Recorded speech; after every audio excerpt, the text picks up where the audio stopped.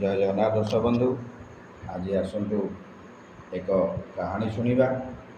थरे गोटे साप बिलुड़िया पोकटी को खाइब बोली ता पछरे गोड़ाउला।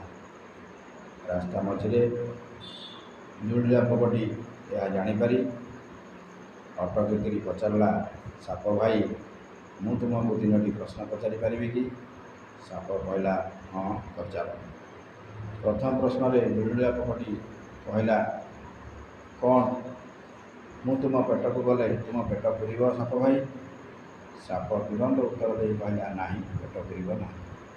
तेबे द्वितीय प्रश्नटी बिलुड़िया पोक पचारा मु तुमर किसी क्षति कर कि भाई? साप तुरंत उत्तर दे कहला नहीं तुम किसी क्षति करन।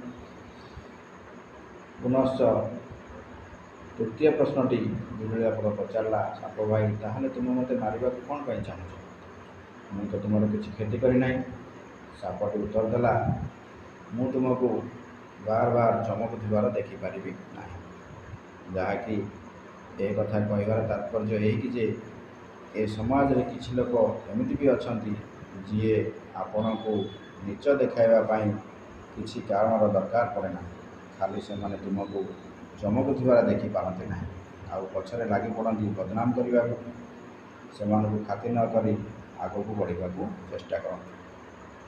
तेणु साप शेष कही जे आजिका दिन में समाज रे एभली लोक अच्छा जी अन्य को भलरे सुखरे रहिबार खुशी देखि पारते ना, जहाँफल से माने पछरु गोड़ टाणी था। तेणु दर्शक बंधु आपण जदि कहानी भल लगे आपण मैंने निश्चित भाव में मो चैनल को लाइक सब्सक्राइब और शेयर करेंगे। रही आज्ञा नमस्कार। जय जगन्नाथ।